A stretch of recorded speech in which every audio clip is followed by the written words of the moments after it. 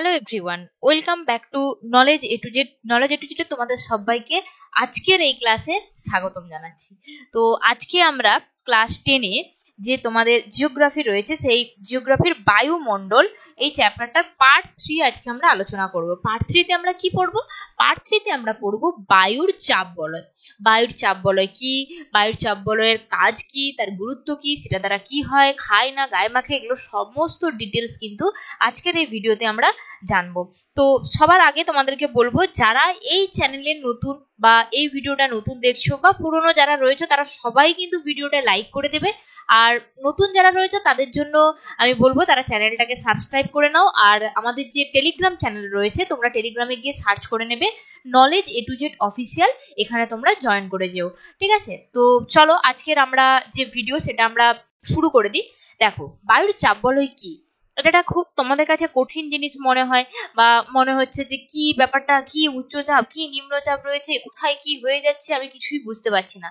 কিন্তু আজকের এই ভিডিওতে আমি তোমাদের কাছে প্রমিস করছি, ভিডিওটা সম্পূর্ণ দেখো, প্রথম থেকে শেষ পর্যন্ত দেখার অনুরোধ রইল। তোমরা দেখো ভিডিওটা দেখার পরে তোমরা আমাকে কমেন্ট করে জানাবে যে তোমরা এই কনসেপ্ট বুঝতে পেরেছো হ্যাঁ কি না। খুব সহজভাবে, খুব বেসিক উদাহরণ দিয়ে আমি কিন্তু তোমাদের এই টপিকটাকে আমি বোঝাবো। তাই আমি তোমাদেরকে বলবো ভিডিওটা স্কিপ না করে প্রথম থেকে শেষ পর্যন্ত দেখো, কনসেপ্ট পুরো ক্লিয়ার হয়ে যাবে। তোমাদেরকে মুখস্থ করতে হবে না, পুরো 100% গ্যারান্টি, 100% গ্যারান্টি। তোমাদেরকে একটুকুনো মুখস্থ করতে হবে না, তুমি জাস্ট কনসেপ্ট মনে করবে, নিজে বানিয়ে বানিয়ে লিখবে। বোঝা গেল? চলো শুরু করে দিই। প্রথম আমরা দেখবো বায়ুর চাপ কি। বায়ুর চাপ কি বলতো? কোনো একটা স্থান, বর্গ একক স্থান, ঠিক আছে, সেই স্থানের ওপর যে প্রযুক্ত যে চাপ বা প্রযুক্ত যে বল, সেটাকে আমরা বলছি বায়ুর চাপ। যেমন আমি একটু ছবি যদি এঁকে দেখাই তোমাদেরকে, দেখো এটা একটা বর্গ একক জায়গা নিলাম, ঠিক আছে? বর্গ একক হয়নি, বর্গক্ষেত্র হয়ে গেছে। এটা একটা বর্গ একক আমি জায়গা নিলাম।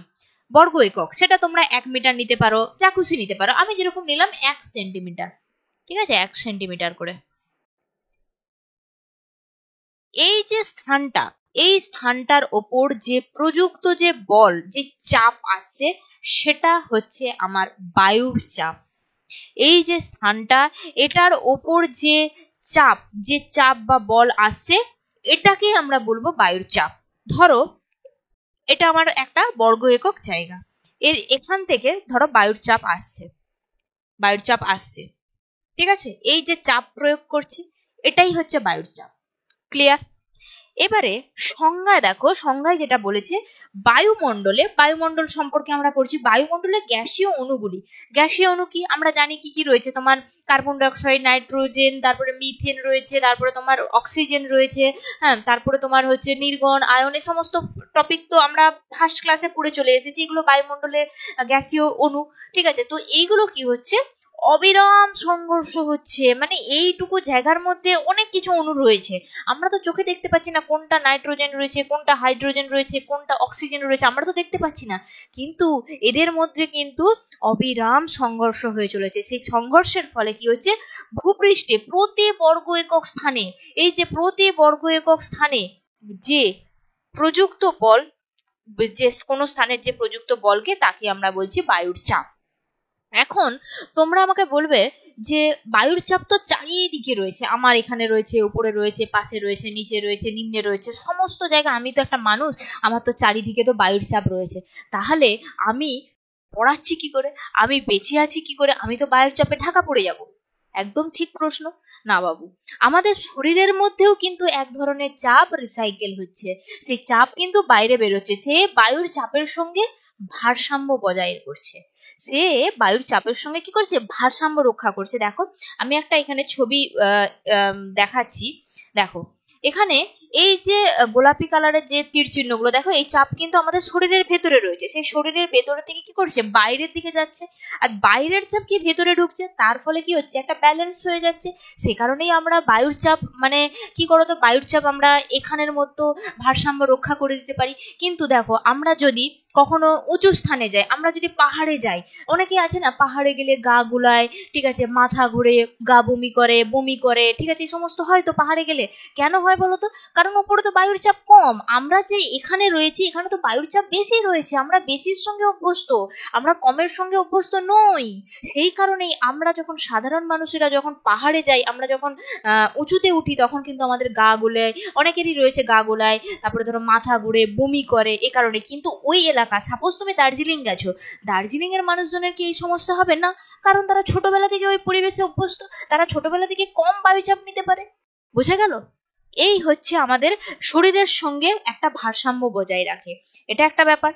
আর দেখো, আরো যদি আমি সহজ করে বলি, আমরা আমরা সাইকেলের চাকায় পাম দিই, আমরা প্রেসার দিয়ে সাইকেলের চাকায় পাম দিই, প্রেসার দিয়ে আমরা সাইকেলের চাকায় পাম দিই।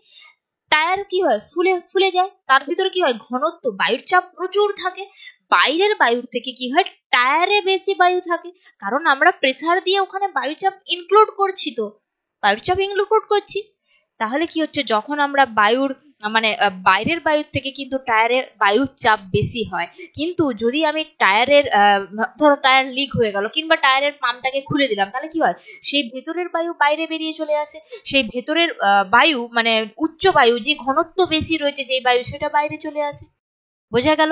এটাও এক ধরনের কিন্তু বায়ুর চাপ। এই উদাহরণগুলো খুব কমন উদাহরণ, এগুলো পরবর্তী টপিকগুলো যখন বোঝাবো না, খুব কাজে লাগবে। তাই আমি শুরুতেই একটু তোমাদেরকে বলে দিলাম যে সাধারণ কনসেপ্টটা কি রয়েছে। ক্লিয়ার? বায়ুর চাপ কি? আশা করি আর কারোর কোনো সমস্যা নেই। নেক্সট কি যাব? নেক্সট, বায়ুর চাপ আমরা কত ধরনের পড়বো? বায়ুর চাপ আমরা দু ধরনের পড়বো, বায়ুমণ্ডলে বায়ুর চাপ দু ধরনের পড়বো। একটা হচ্ছে উচ্চচাপ আর একটা হচ্ছে নিম্নচাপ। উচ্চচাপ আর নিম্নচাপ কি? দেখো, উচ্চচাপ হচ্ছে তোমার কি বলবো বলতো, টায়ারই ধরো না, টায়ারের ভেতরে কি, টায়ারের ভেতরে এখানে কি রয়েছে? টায়ারের ভেতরে আমার ঘনত্ব, বেশি ঘনত্বযুক্ত চাপ রয়েছে, বায়ুর চাপ রয়েছে, বেশি বায়ুর চাপ, যেটা কিনা বাইরের বায়ুর চাপের থেকে বেশি। যখন আমি পাম্পটা খুলে দিচ্ছি, তখন কি হচ্ছে? ভেতরের যে বায়ু, টায়ারের ভেতরের যে বায়ু, টিউবের ভেতরের যে বায়ু, সে কি করছে? বাইরে বেরিয়ে চলে আসে। তার মানে উচ্চচাপ থেকে কি হচ্ছে? বায়ু নিম্নচাপের দিকে যায়। তাহলে আমরা বুঝতে পারি যে বায়ু কেন উচ্চচাপ থেকে নিম্নচাপের দিকে যায়। বুঝতে পারছি তো এবার? এটা আমাদের পরে লাগবে, ঠিক আছে? কিন্তু বায়ু সবসময় কি হয়? উচ্চচাপ থেকে নিম্নচাপের দিকে যায়। ক্লিয়ার? তো চলো, এখানে একটা আমরা ধরে নিই, সেটা হচ্ছে প্রমাণ চাপ। এখানে একটা আমরা প্রমাণ চাপ ধরি, যেটার মান কত? প্রমাণ চাপ ইজুকাল টু 1013.25 মিলিবার।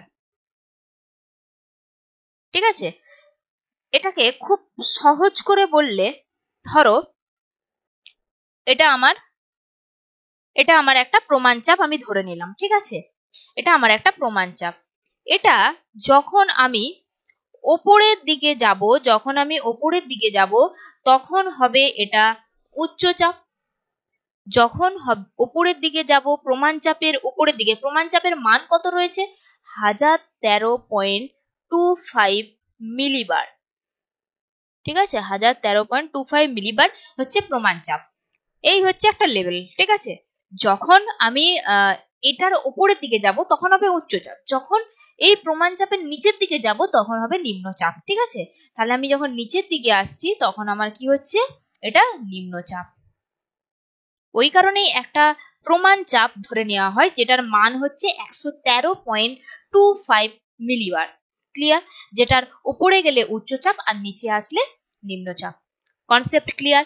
উচ্চচাপ থেকে কেন বায়ু নিম্নচাপের দিকে যায় বুঝতে পেরেছো? সবসময় টায়ারের উদাহরণ মনে রাখবে, সবসময় মনে রাখবে আমি সাইকেলে পাম্প দিই, প্রেসার দিই, সেখানে বায়ু বাইরের বায়ুর তুলনায় অনেক বেশি থাকে, সেই জন্য সেই টায়ারের ভিতরের উচ্চচাপ থাকে। কিন্তু যখন আমি ওটাকে খুলে দিই, তখন কি হয়? ভেতরের বায়ু বাইরে বেরিয়ে চলে আসে, তখন বায়ু কি হচ্ছে? উচ্চচাপ থেকে নিম্নচাপের দিকে যাচ্ছে। বুঝতে পেরেছো? Concept clear? এটা মাপার জন্য, এই বায়ুচাপ মাপার জন্য একটা একক রয়েছে, যেমন ধরো তাপমাত্রা মাপার একক আমরা কি জানি?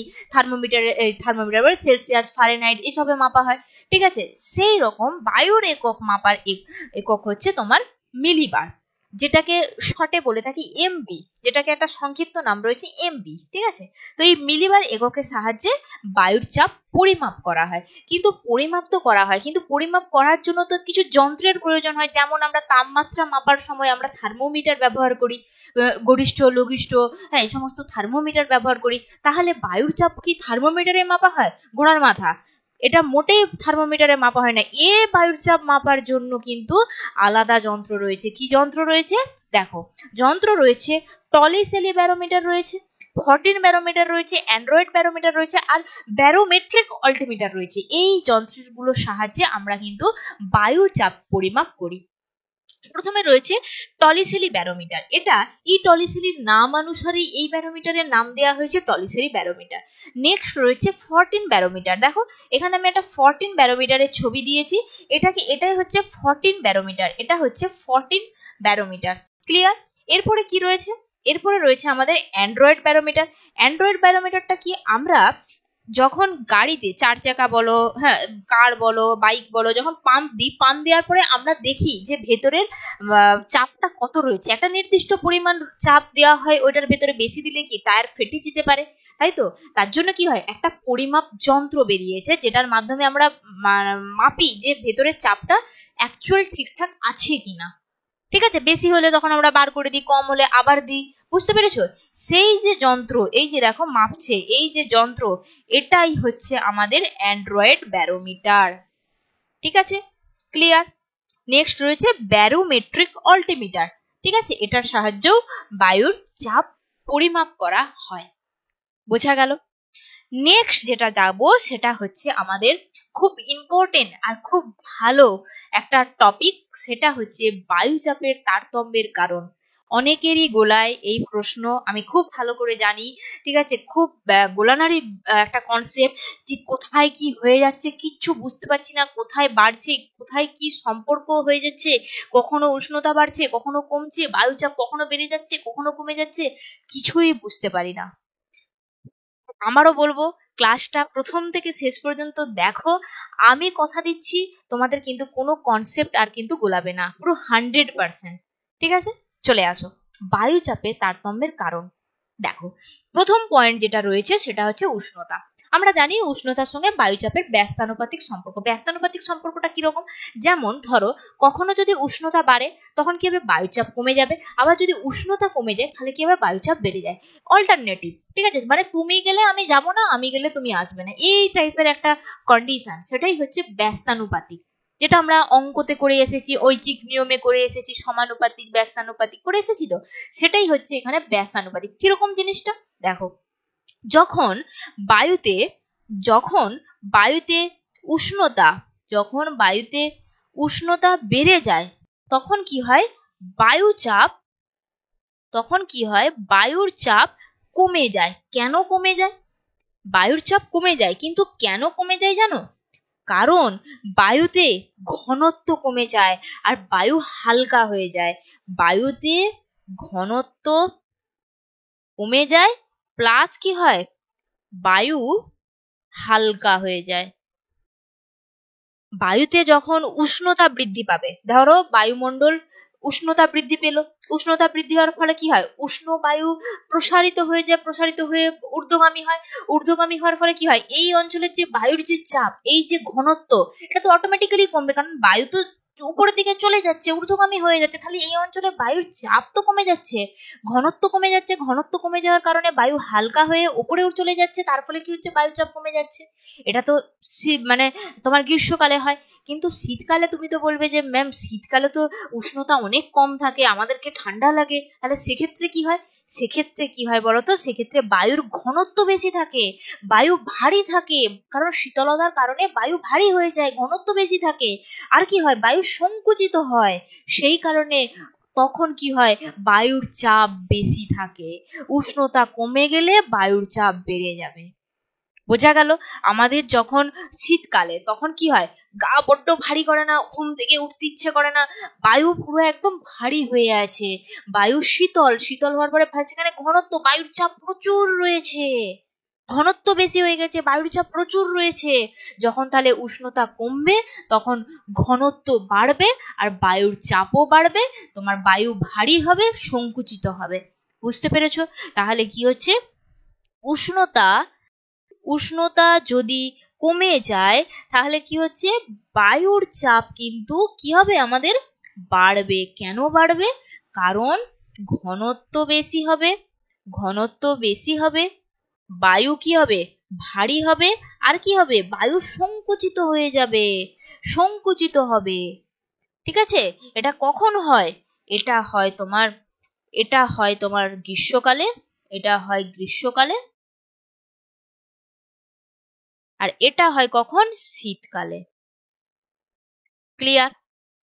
বুঝতে পেরেছো? উষ্ণতার সঙ্গে বায়ুচাপের কেন তারতম্যের কারণ, উষ্ণতা যখন বৃদ্ধি পাবে বায়ুর ঘনত্ব কমবে, বায়ু হালকা হবে, ফলে উপসারিত হয়ে উপরে চলে যাবে, বায়ুর চাপ বেড়ে যাবে। যখন শীতকালে উষ্ণতা কি হবে, কম থাকবে, সেখানে বায়ু প্রচুর, উষ্ণতা নাই তো কি উপরের দিকে যাবে, উষ্ণতাই তো নাই। উষ্ণতা থাকলে তবে না বায়ু হালকা হয়ে উপরের দিকে চলে যাবে, কিন্তু উষ্ণতা তো কম, সেক্ষেত্রে কি হবে, এই জায়গায় বায়ু এই জায়গাতেই থাকবে। তাহলে কি হচ্ছে, ঘনত্ব বেড়ে যাচ্ছে, ঘনত্ব বাড়লে বায়ুচাপ কি হবে, বাড়বে। Concept clear? এই গেল আমাদের উষ্ণতা। পরবর্তী যেটা রয়েছে সেটা হচ্ছে উচ্চতা। উচ্চতার সঙ্গে বায়ুচাপের ব্যস্তানুপাতিক সম্পর্ক। এখানে কেন ব্যস্তানুপাতিক সম্পর্ক? দেখো, এখানেও কি হয় বলতো, এখানেও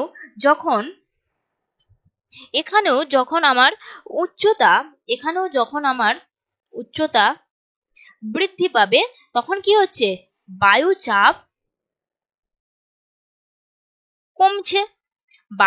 কমছে। কারণ কি এখানে তোমার ওজনও কম রয়েছে, আর কি ঘনত্ব কম। কেন কম? দেখো, আমি তোমাদেরকে এক্সাম্পল দেখাই। কি এক্সাম্পল? ধরো তুমি পাহাড়ে গেছো, ঠিক আছে, তুমি দার্জিলিং গেছো, ঠিক আছে, তুমি দার্জিলিং গেছো, দার্জিলিং এ যে তুমি দেখলে কি, ঠিক আছে, তুমি দেখলে কি যে দার্জিলিং এ যে তুমি বললে না আমি পাহাড়ে চাপবো, পাহাড়ে উঠবো, তুমি এখানটায় দাঁড়িয়েছিলে, ঠিক আছে, তুমি এখানটায় দাঁড়িয়েছিলে। এখানে এর যদি লেভেল ধরা হয়, এটা ধরো এটার লেভেল, ঠিক আছে, এটার লেভেল, একটা লেভেল আমি ধরে নিলাম, ঠিক আছে, তোমাকে বায়ুর চাপ কতটা পরিমাণ আসবে, বায়ুর চাপ ঠিক এতটা অংশ জুড়ে তোমার চাপ দিবে, লম্বভাবে এতটা অংশ জুড়ে চাপ দিবে। বুঝতে পেরেছো? তুমি বললে না আমি আরেকটু উপরে উঠে যাই, তুমি আর একটু উপরে উঠলে, তুমি এই জায়গাটায় উঠলে, ঠিক আছে, এই জায়গাটায় উঠার ফলে কি হলো, তোমাকে বায়ুর চাপটা কিন্তু আগের থেকে একটু কমেছে। আগে এতটা লেন্থ জুড়ে তোমাকে বায়ুর চাপ দিচ্ছিল, এখন দেখো তার তুলনায় একটু কম, দেখো এটা দেখো কম রয়েছে। তুমি বললে না আমি আরো উপরে উঠবো, তুমি কি করলে, এইখানটাতে চলে এলে, ঠিক আছে, তুমি এখানটায় চলে এলে, এখানে দেখো বায়ুর চাপ একেবারে কম রয়েছে। বুঝতে পারলে উচ্চতা বৃদ্ধির সাথে সাথে কেন বায়ুচাপ কমে যাচ্ছে? উচ্চতা বৃদ্ধির সাথে সাথে বায়ুচাপ কেন কমছে? দেখো, যত উচ্চতা বৃদ্ধি পাচ্ছে তত কিন্তু বায়ুর চাপ, এই যে বায়ুর চাপের যে আমি এই যে সিম্বলগুলো দিয়েছি, এই যে সিম্বলগুলো, এগুলো ধরো বায়ুর চাপ, ঠিক আছে, এগুলো কিন্তু কমে কমে যাচ্ছে, তার লেন্থ কিন্তু কমে কমে যাচ্ছে। সেই কারণেই উচ্চতা বৃদ্ধির সাথে সাথে বায়ুর চাপ কমে যায়। এই কারণেই আমরা যখন পাহাড়ে উঠি, পাহাড়ে উঠলে কি হয়, পাহাড়ে উঠলে আমাদের গা গোলায়, আমাদের গা বমি করে, মাথা ঘুরে, কারণ আমরা বেশি চাপে বড় হয়েছি, আমরা ওইখানে যে কম চাপের সঙ্গে আমাদেরকে যেতে হচ্ছে, কম চাপের সঙ্গে আমাদেরকে ব্যালেন্স করতে হচ্ছে, সেই কারণে আমাদের শরীর তো সেটা নিতে পারছে না, তখন আমাদের গা গোলাচ্ছে, মাথা ঘুরছে, গা বমি করে, এ সমস্ত করে। আবারও একটা উদাহরণ দিই, যারা ধরো ফ্লাইটে গেছো বা প্লেনে গেছো, কি হয় বলতো, প্লেনে উঠলে কান তালা পড়ে যায়, ঠিক আছে, প্লেনে উঠলে কি হয়, কান তালা পড়ে যায়। কান তালা পড়ে কেন বলতো?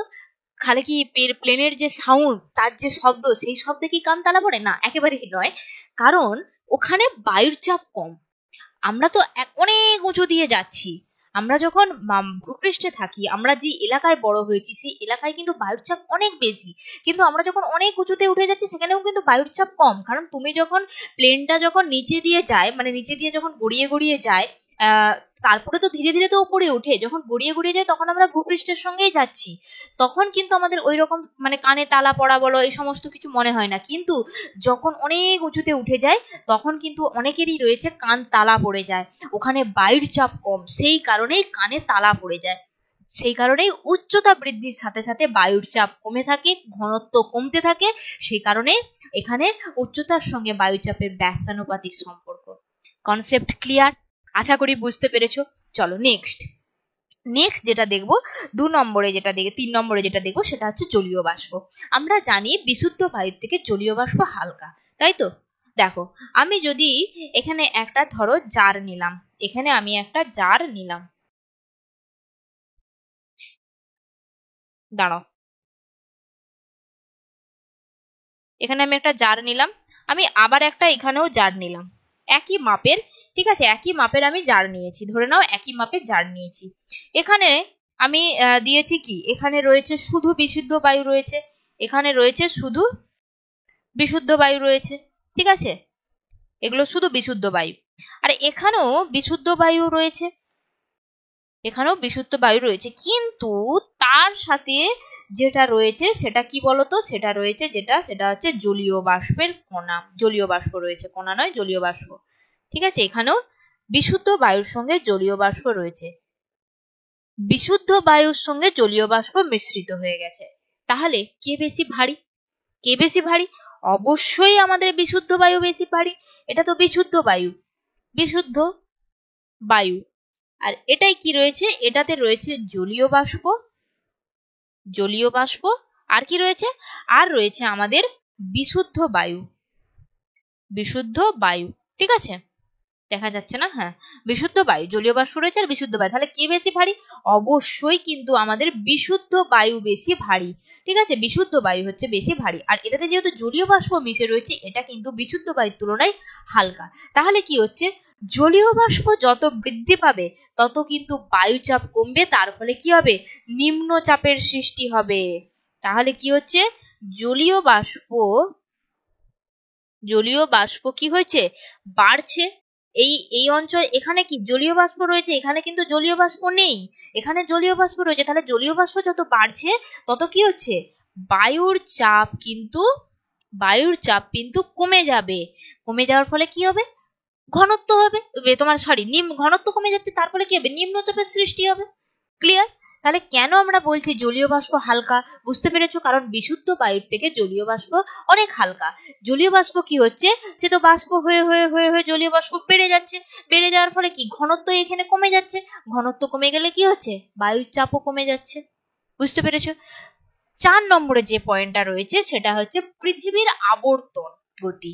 পৃথিবীর আবর্তন গতির ফলে কি হয়, পৃথিবী তো সব সময় ঘুরছে, পৃথিবী সব সময় কন্টিনিউয়াসলি ঘুরছে।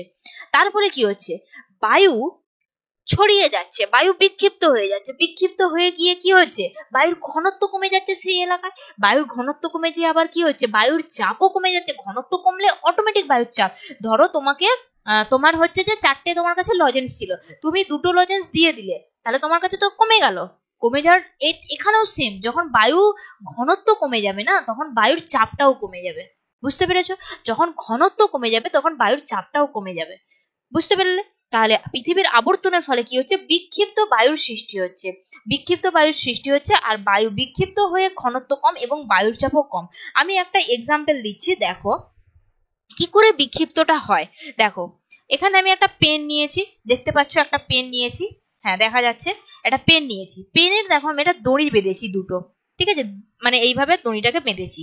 দেখো, আমি যত এটাকে আবর্তিত করাচ্ছি, দেখো পৃথিবী তো এইভাবে আবর্তিত হচ্ছে, আমি যত এটাকে আবর্তিত করাচ্ছি এগুলো কিন্তু ছড়িয়ে যাচ্ছে, ছড়িয়ে যাচ্ছে না? সেম জিনিস ঘটছে, পৃথিবী যখনই আবর্তিত হচ্ছে বায়ু এইভাবে ছড়িয়ে যাচ্ছে, এইভাবে ছড়িয়ে যাচ্ছে, বায়ুর ঘনত্ব কমে যাচ্ছে, তার ফলে বায়ুর চাপও কমে যাচ্ছে, তার ফলে নিম্নচাপ সৃষ্টি হয়েছে। ক্লিয়ার? কিভাবে হচ্ছে ব্যাপারটা, বুঝতে পেরেছো? আমাকে জানিও বুঝতে পারলে। ঠিক আছে, চলো নেক্সট যেটা রয়েছে সেটা হচ্ছে স্থলভাগ আর জলভাগের বন্টন। এটা আবার কিরকম জিনিস, জলভাগ অপেক্ষা স্থলভাগ দ্রুত ঠান্ডা হয় আবার দ্রুত উত্তপ্ত হয়। এখানে স্থলভাগে বায়ুর চাপ কম থাকে, কারণ বায়ু স্থলভাগে কি হচ্ছে, বায়ু উষ্ণতা রয়েছে, উষ্ণ হওয়ার ফলে কি হয়েছে, প্রসারিত হয়ে ঊর্ধ্বগামী হয়ে যাচ্ছে। তার ফলে কি হচ্ছে, সেইখানে ঘনত্ব কমে যাচ্ছে, কারণ ঘনত্ব কমে যাচ্ছে, বায়ু হালকা হয়ে তো উপরে চলে যাচ্ছে, তার ফলে ঘনত্ব কমে যাচ্ছে। ঘনত্ব কমে গেলে কি হবে, বায়ুর নিম্নচাপ হবে, বায়ুচাপ কমে যাবে, নিম্নচাপ হবে। ঠিক আছে, জলভাগে কি হবে, ঘনত্ব বেশি, চাপও বেশি। আর রাত্রে কি হয়, এইখানে স্থলভাগ জলভাগের ক্ষেত্রে রাত্রে কি হয়, পুরোপুরি উল্টো সৃষ্টি হয়, পুরোপুরি বিপরীত অবস্থার সৃষ্টি হয়। বোঝা গেল, এখানে কি রয়েছে, জলভাগ অপেক্ষা স্থলভাগ তাড়াতাড়ি উত্তপ্ত হয়, আবার ঠান্ডাও হয়। তাই উপকূল এলাকায় দিনের বেলা স্থলভাগ বায়ুর চাপ কম এবং জলভাগে বায়ুর চাপ বেশি, রাত্রে এর ঠিক বিপরীত অবস্থার সৃষ্টি হয়। Concept clear? তোমরা আমাকে এবার বলো, বায়ুর চাপে তারতম্যের কারণ। কনসেপ্ট একদম ক্লিয়ার, নিজে থেকে লিখতে পারবে, ইয়েস অর নো? বোঝা গেল? আমি চাই তোমরা নিজে থেকে লেখো, বইয়ে মুখস্থ করা ছেড়ে দাও। ঠিক আছে, নিজে থেকে লেখো, কনসেপ্ট বুঝো, নিজে নিজে লেখো। অত মনে রাখতে হবে না, কনসেপ্ট মনে রাখবে তো, গাড়ির তোমার টায়ার মনে থাকবে তো, টিউবে তুমি সাইকেলে পাম্প দিচ্ছ এটা মনে থাকবে তো, এটা থেকে থেকে তুমি সমস্তটা লিখো। ঠিক আছে, তুমি পাহাড়ে উঠলে কি হতে পারে সেটা বুঝতে পেরেছো, সেটা থেকে থেকে তুমি লিখো। বোঝা গেল? প্লেনে চড়ছো, প্লেনে কেন কান তালা পড়ে যাচ্ছে সেটাও আমি বললাম। বোঝা গেল? তাহলে এই কনসেপ্ট গুলো মনে রেখে নিজে লেখার চেষ্টা করো। বোঝা গেল? আশা করি আর তোমরা এই কনসেপ্ট কোনোদিনও ভুলবে না। এই গেল আমাদের বায়ুচাপের তারতম্যের কারণ। এরপরে আমরা কি দেখবো, এরপরে দেখবো আমরা সমচাপ রেখা। চলে আসো। সমচাপ রেখা দেখো, কোনো নির্দিষ্ট সময়ে কি হচ্ছে, ভূপৃষ্ঠে সমচাপ যুক্ত যে স্থান, ধরো এই স্থানগুলো সমচাপ রয়েছে, একই সমচাপ রয়েছে, এগুলোকে কি হয়, মানচিত্রে এরকম একই কাল্পনিক রেখা দ্বারা এইভাবে যুক্ত করা হয়। এইটাকে বলা হচ্ছে সমচাপ রেখা। বোঝা গেল? এর কিছু বৈশিষ্ট্য রয়েছে। কি বৈশিষ্ট্য রয়েছে, এটা সমচাপ রেখা মানচিত্রে বা সমষ্ণ রেখার সমান্তরালে এটা অবস্থান করে। ঠিক আছে, সমষ্ণ রেখার সমান্তরাল ভাবে এটা অবস্থান করে। আর কি বৈশিষ্ট্য রয়েছে, আকৃতি রয়েছে, এর আকৃতিগুলোর কিছু কিছু নাম রয়েছে। ফার্স্ট যেরকম নাম রয়েছে কোষ, মানে air pressure cell. Air pressure cell কি, মানে যেটা চক্রাকারে আবর্তিত হয় সেটাকে বলছি আমরা এয়ার প্রেসার সেল। তারপর রয়েছে টাপ, যেটা দীর্ঘকায় নিম্নচাপ হয় সেটাকে বলা হচ্ছে টাপ। আর রয়েছে রিচ, দীর্ঘকায় উচ্চচাপ অঞ্চল হলে সেটাকে বলছি আমরা রিচ। বোঝা গেল? এই হলো আমাদের সমচাপ রেখা। নেক্সট যেটা যাব, খুব ইম্পর্টেন্ট একটা পার্ট, সেটা হচ্ছে বায়ুর চাপ বলয়। জানি অনেকেরই সমস্যা, কিন্তু ভিডিওটা তো দেখো না, ভিডিওটা দেখার পরে সমস্যা থাকবে না। আমি তো প্রথমেই কথা দিয়েছিলাম তোমাদেরকে, তোমরা দেখো না ভিডিওটা। চলো, এরপরে আমরা দেখব বায়ুর চাপ বলয়। দেখো, বায়ুর চাপ বলয়ে কি হয় ব্যাপারটা, বায়ুর চাপ বলয়ে কি হয় বলো তো ব্যাপারটা। দাঁড়াও, দেখো, এটা হচ্ছে আমাদের নিরক্ষরেখা, এটা হচ্ছে আমাদের নিরক্ষরেখা। এখানে কি হয়, সূর্য রশ্মি সারা বছর কি হয়, লম্বভাবে কিরণ দেয়। এখানে সূর্য রশ্মি সারা বছর লম্বভাবে কিরণ দেয়, তাই তো?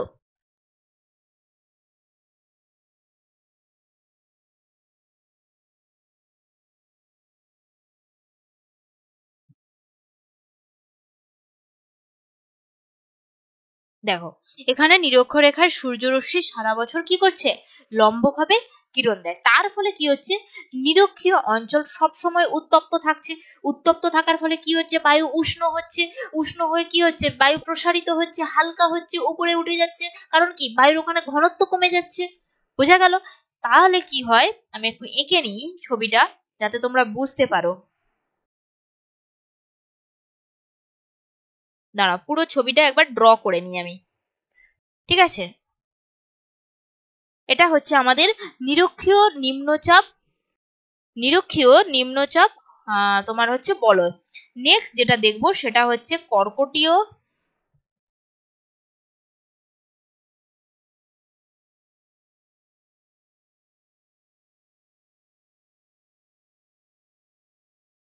আমাদের কর্কটীয় অঞ্চল গেল, কর্কটীয়। তারপরে দেখবো আমরা সুমেরু,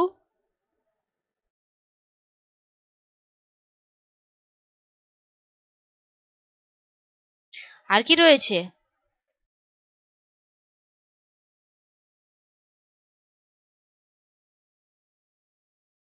দেখো, এই অঞ্চলটা হচ্ছে আমাদের নিরক্ষীয় নিম্নচাপ বলয়। এই অঞ্চলটা হচ্ছে আমাদের নিরক্ষীয় নিম্নচাপ বলয়। এটা হচ্ছে নিরক্ষীয় নিম্নচাপ বলয়।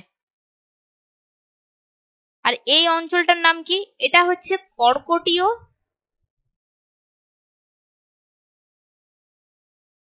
উচ্চচাপ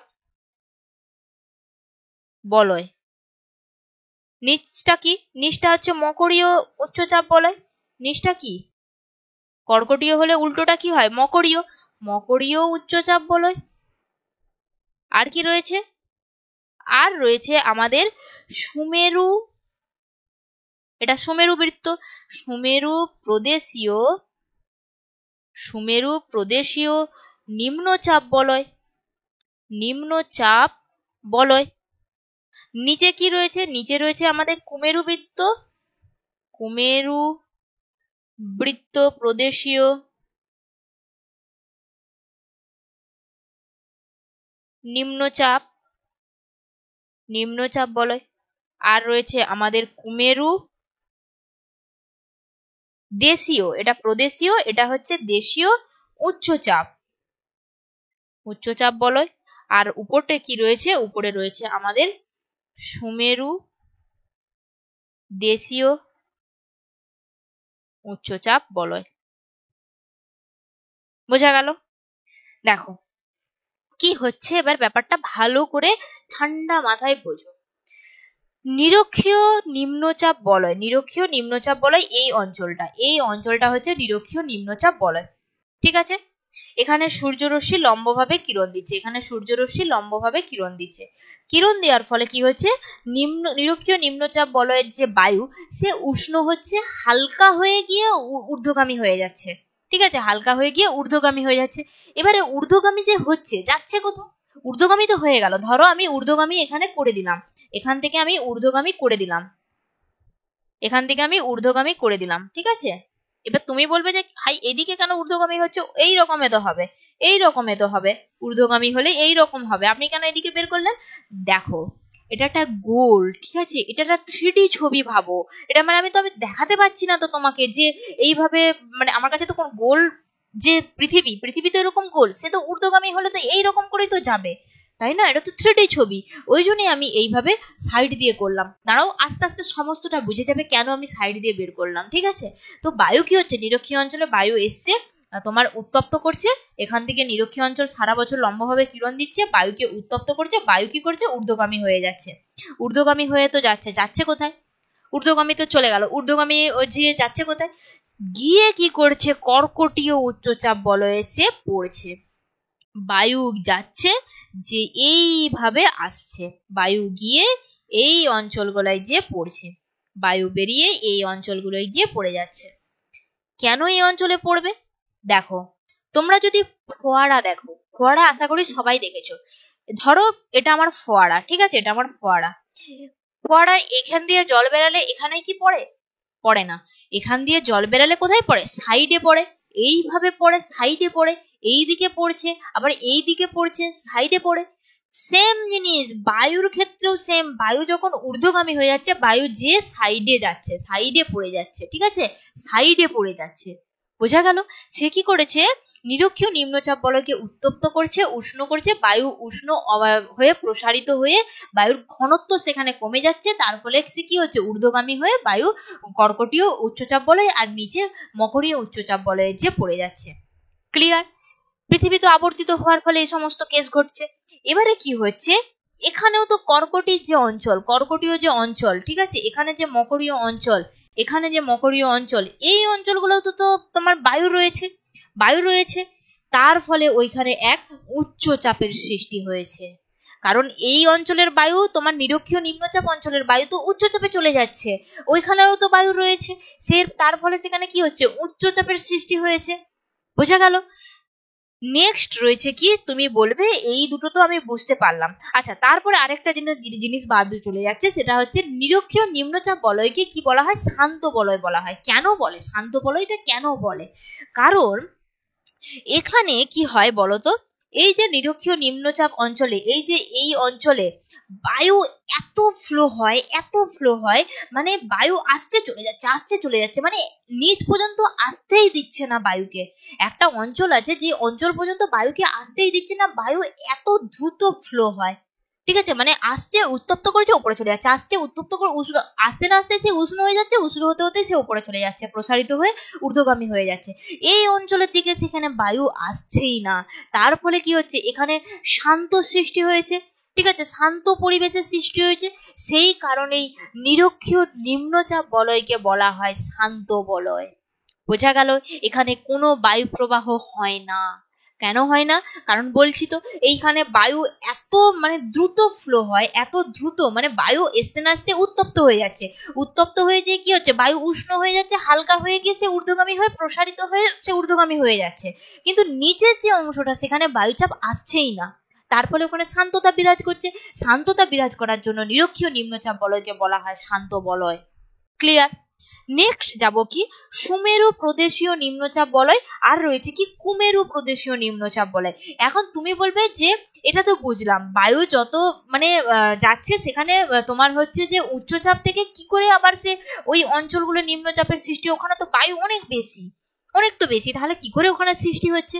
কারণ আছে, কারণ বাবু পৃথিবী সব সময় আবর্তিত হচ্ছে, পৃথিবী কোরিওলিস বল আবর্তিত হচ্ছে, তার ফলে কি হচ্ছে, এখানে সূর্যরশ্মি একদম তির্যক ভাবে পড়ছে। দেখো, সূর্যরশ্মি একদম তির্যক ভাবে, মানে অতি তির্যক ভাবে পড়ছে, যাকে বলে অতি তির্যক ভাবে পড়ার জন্য এখানে নিম্নচাপ বলয়ের সৃষ্টি হয়েছে। কারণ ঠিকঠাক ভাবে তো উত্তপ্ত হতেই পারছে না, ঠিকঠাক ভাবে তো উত্তপ্ত হতেই পারছে না, পৃথিবী তো ঘুরে যাচ্ছে, পৃথিবী আবর্তিত হয়ে যাচ্ছে, তারপরে তো ঠিকঠাক ভাবে এই অঞ্চলগুলো উত্তপ্ত হতেই পারছে না। তার এটা এই কারণে এখানে সুমেরু প্রদেশীয় নিম্নচাপ বলয়ের সৃষ্টি হয়েছে। তাহলে তুমি বলবে নিম্নচাপ বলয় তো সৃষ্টি, তাহলে এইখানে কি করে উচ্চচাপ বলয়ের সৃষ্টি হয়েছে? এই দুটো কারণ রয়েছে, স্পেসিফিক জাস্ট দুটো কারণ।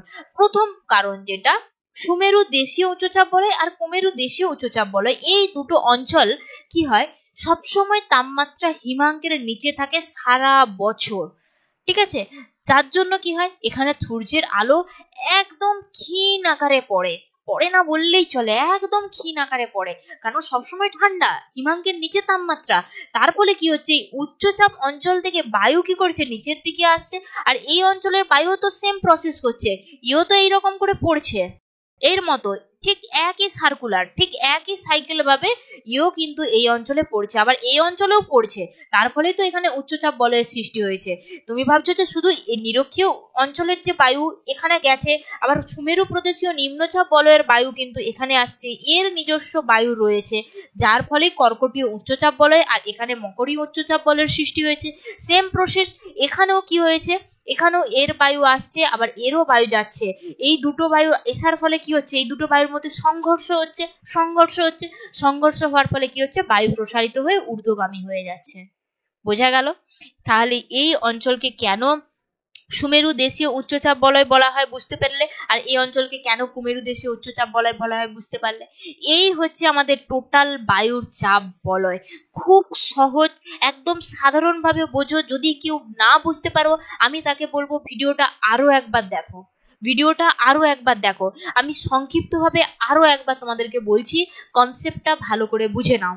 দেখো, প্রথমে সূর্যরশ্মি আসছে, এসে কি করছে, বায়ু এখানকার অঞ্চলকে, নিরক্ষীয় অঞ্চলকে উত্তপ্ত করছে, নিরক্ষীয় অঞ্চলকে উত্তপ্ত করার মানে বায়ু এতটাই ফ্লো হয়ে যাচ্ছে, আসছে, উত্তপ্ত করছে, উষ্ণ হয়ে যাচ্ছে, তারপরে প্রসারিত হয়ে যাচ্ছে, সে ঊর্ধ্বগামী হয়ে যাচ্ছে। ঊর্ধ্বগামী হয়ে যাচ্ছে কোথায়?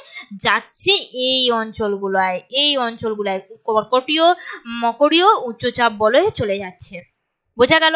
এবার এই অঞ্চলে এই কর্কটীয় মকরীয় উচ্চচাপ বলয়ের এখানে তো নিজস্ব চাপ রয়েছে, তার উপর আবার এর চাপ আসছে, তার ফলে এখানে সৃষ্টি হয়েছে উচ্চচাপ বলয়ের, কর্কটীয় আর মকরীয় উচ্চচাপ বলয়। এবারে তুমি বলবে যে তাহলে নিম্নচাপ বলয় কেন সৃষ্টি হলো? নিম্নচাপ বলয় এই কারণেই সৃষ্টি হয়েছে কারণ পৃথিবী আবর্তিত হচ্ছে, কোরিওলিস বলের প্রভাবে পৃথিবী আবর্তিত হয়ে যাচ্ছে, আবর্তিত হওয়ার কারণে এই দুটো অঞ্চলে সুমেরু প্রদেশীয় আর কুমেরু প্রদেশীয় অঞ্চলে নিম্নচাপ বলয়ের সৃষ্টি হয়েছে, প্রথম কারণ। দ্বিতীয় কারণ হচ্ছে সুমেরু দেশীয় উচ্চচাপ আর কুমেরু দেশীয় উচ্চচাপের বায়ু কিন্তু এই অঞ্চলে আসছে। ঠিক আছে, এই অঞ্চলে আসছে, তার ফলে কি হচ্ছে, বায়ু, দুটো বায়ুর মধ্যে কি হচ্ছে, সংঘর্ষ হচ্ছে, এই অঞ্চলের বায়ু যাচ্ছে, আবার এই অঞ্চলের বায়ু এসছে, দুটো বায়ুর মধ্যে সংঘর্ষ হয়েছে, কি বায়ু ঊর্ধ্বগামী হয়ে যাচ্ছে। বোঝা গেল? এই হচ্ছে আমাদের টোটাল বায়ুর চাপ বলয়। নেক্সট যেটা দেখব সেটা হচ্ছে আমরা এর বৈশিষ্ট্যগুলো আমরা একবার মিলিয়ে নেব যে আমরা যা যা বললাম এখানে সেগুলো রয়েছে কিনা। দেখো এর প্রথমে আমি অবস্থান দিয়েছি 5 ডিগ্রি উত্তর 5 ডিগ্রি দক্ষিণ অক্ষরেখার মধ্যে। আমি এখানে অবস্থানগুলো লিখিনি, তোমরা একটু লিখে নিও, ঠিক আছে। 5 ডিগ্রি উত্তর 5 ডিগ্রি দক্ষিণ অক্ষরেখার মধ্যে নিরক্ষীয় নিম্নচাপ বলয় রয়েছে। এর উৎপত্তির কারণ কি? কারণ সূর্যরশ্মি সারা বছর লম্বভাবে কিরণ দেয়, আমি ফার্স্টে এই পয়েন্ট বলেছি। তারপরে কি করেছি, এখানে উষ্ণতা প্রখর বেশি রয়েছে, স্বাভাবিকভাবে সারা বছর লম্বভাবে কিরণ দিলে সেখানে তো উষ্ণতা প্রখর বেশি হবেই। নিরক্ষীয় রেখার পৃথিবীর আবর্তন বেগ সব থেকে বেশি, তার ফলে বায়ু উষ্ণ ও হালকা হয়ে ঊর্ধ্বগামী হয়ে যাচ্ছে, আর স্থলভাগ অপেক্ষা জলভাগ বেশি রয়েছে। সূর্যরশ্মি লম্বভাবে পড়ায় অত্যাধিক বাষ্পীভবন হচ্ছে, তার ফলে জলীয় বাষ্পের পরিমাণ বৃদ্ধি পায়, জলীয় বাষ্প বিশুদ্ধ বায়ুর থেকে হালকা। বোঝা গেল। নেক্সট রয়েছে কি 2 নম্বর কর্কটীয় মকরীয় উচ্চচাপ। এর অবস্থান কোথায় রয়েছে? 25 ডিগ্রি থেকে 35 ডিগ্রি অক্ষরেখার মধ্যে রয়েছে। উৎপত্তির কারণ কি? আবর্তনের ফলে পৃথিবীর আবর্তন যে গতি, তার ফলে নিরক্ষীয় অঞ্চলের ঊর্ধ্বগামী বায়ু বিক্ষিপ্ত হওয়ার ফলে, বিক্ষিপ্ত মানে কি? ছড়িয়ে যাচ্ছে, ছড়িয়ে বায়ু যত মানে পৃথিবী তো ঘুরে যাচ্ছে, ঘুরছে যত বায়ু চারধারে ছড়িয়ে যাচ্ছে, ছড়িয়ে পড়ছে, ঠিক আছে। বিক্ষিপ্ত হওয়ার ফলে বায়ু শীতল হচ্ছে। আর সবসময় মনে রাখবে, যখনই বায়ু শীতল হবে না, সে বায়ু ভারী হয়ে যাবে। ভারী হয়ে গেলে কি হবে? সেখানে তোমার হচ্ছে শীতল হবে, ভারী হয়ে যাবে। ভারী হয়ে কি হচ্ছে? কর্কটীয় মকরীয় অঞ্চলে নেমে আসছে বায়ু। নেক্সট কি রয়েছে? কোরিওলিস বলের প্রভাবে মেরুবৃত্ত প্রদেশীয় শীতল ও বায়ু বিক্ষিপ্ত হয়ে কর্কটীয় মকরীয় অঞ্চলে এসে পৌঁছাচ্ছে, এটাও আমি বললাম। নেক্সট কি রয়েছে 2-3 নম্বরে? সুমেরুবৃত্ত কুমেরু প্রদেশীয় তোমার হচ্ছে নিম্নচাপ বলয়। এটা কোথায়? 60 ডিগ্রি থেকে 70 ডিগ্রি অক্ষরেখার মধ্যে এটার অবস্থান। বৈশিষ্ট্য নয়, উৎপত্তির কারণ কি রয়েছে? মেরু অঞ্চল থেকে শীতল বায়ু, মেরু অঞ্চলে শীতল বায়ু, কারণ ওখানে তো হিমাঙ্কের নিচে তাপমাত্রা, সারা বছর সূর্য রশ্মি লম্বভাবে কিরণও দেয় না, আর ওখানে লম্বভাবে কিরণ দেওয়া তো দূরের কথা, ভালোভাবে পড়েই না। তারপরে কি হচ্ছে? ক্রান্তীয় অঞ্চলে উষ্ণ আর্দ্র বায়ু নেমে এসে এদের সংঘর্ষে বায়ু ঊর্ধ্বগামী হয়ে যাচ্ছে। 2 নম্বর কি? সূর্যরশ্মি তির্যকভাবে পড়ায় বায়ু উষ্ণ হয়, আর সমুদ্রের উষ্ণ বায়ু এই অঞ্চলে তাপ বয়ে নিয়ে আসে বলে এর ফলে উষ্ণতা বাড়ছে। 4 কি রয়েছে? সুমেরু ও কুমেরু উচ্চচাপ বলয়। এটার অবস্থান 80 ডিগ্রি থেকে 90 ডিগ্রি অক্ষরেখার মধ্যে। উৎপত্তির কারণ কি রয়েছে? 2 মেরু অঞ্চলে ঠান্ডা হওয়ায় শীতল ও ভারী হয়ে বায়ু অধিক ঘনত্বযুক্ত হচ্ছে, তার ফলে উচ্চচাপের সৃষ্টি হচ্ছে। বায়ু যত ঘন হবে তো সেখানে ভাববে শীত। যখন আমি বায়ুচাপের তারতম্যের কারণ পড়িয়েছিলাম, ওখানে কি বলেছিলাম? শীতকালে আমাদের এখানে কি হয়? উষ্ণতা কমে যায়। উষ্ণতা কেন কমে যায়? কারণ উষ্ণতা কমে যাচ্ছে বলেই তো তোমার শীতকাল, তো উষ্ণতা কমবেই। কমে যাচ্ছে বলে কি হচ্ছে? বায়ুচাপ বেড়ে যাচ্ছে, কারণ সেইখানে শীতল, বায়ু ভারী, অত্যন্ত ঘনত্ব বেশি, সেখানে বায়ু সংকুচিত হয়ে যাচ্ছে, যার জন্য ওখানে বায়ুচাপ বেশি হচ্ছে। বোঝা গেল? তাহলে কি হচ্ছে? 2 নম্বর পয়েন্ট কি? সারা বছর মেরু অঞ্চলে তির্যকভাবে সূর্যরশ্মির জন্য হিমাঙ্কের উষ্ণতা সবসময় হিমাঙ্কের নিচে থাকে। বোঝা গেল? এই ছিল তোমাদের টোটাল বায়ুচাপ বলয়ে যে কনসেপ্ট, সেটা সমস্ত ডিটেলস এটুকুই তোমাদের রয়েছে বায়ুচাপ বলয়। ভালো করে বোঝার জন্যই এইটা রয়েছে মেনলি, ঠিক আছে। ভালো করে কনসেপ্ট নিজে নিজে বোঝার চেষ্টা করো, উত্তর তোমরা নিজে নিজেই লিখবে, কোনো বই কোনো নোটস তোমাদেরকে পড়তে হবে না। কেমন লাগলো, বুঝতে পেরেছো কিনা আমাকে অবশ্যই কমেন্ট করে জানিও। পরের পার্টগুলো দরকার কিনা সেটাও আমাকে জানিও। পরের পার্টে কুসুমত বায়ু প্রবাহ রয়েছে, সেটা পড়াবো, ঠিক আছে। তো দরকার কিনা সেটা আমাকে কমেন্ট করে জানিও। এই কনসেপ্ট কেমন লাগলো, উদাহরণ সহযোগে তোমাদের মনে রাখার সুবিধা হয়েছে কিনা সেটাও কিন্তু আমাকে কমেন্ট করে জানিও। আবারও বলবো, যারা নতুন রয়েছে ভিডিওটা লাইক করে চ্যানেলটা সাবস্ক্রাইব করে নিও, আর হচ্ছে তোমাদের যে টেলিগ্রাম চ্যানেল রয়েছে সেখানে তোমরা জয়েন করে যেও, ওখানে তোমাদেরকে জানিয়ে দেওয়া হয়। তাহলে চলো, আজকের ভিডিও আমি এখানেই শেষ করছি। পরবর্তী ক্লাসে আসছে বায়ু প্রবাহ, সেটা নিয়ে আবারও তোমাদের সাথে কিন্তু দেখা হচ্ছে। Tata, bye bye.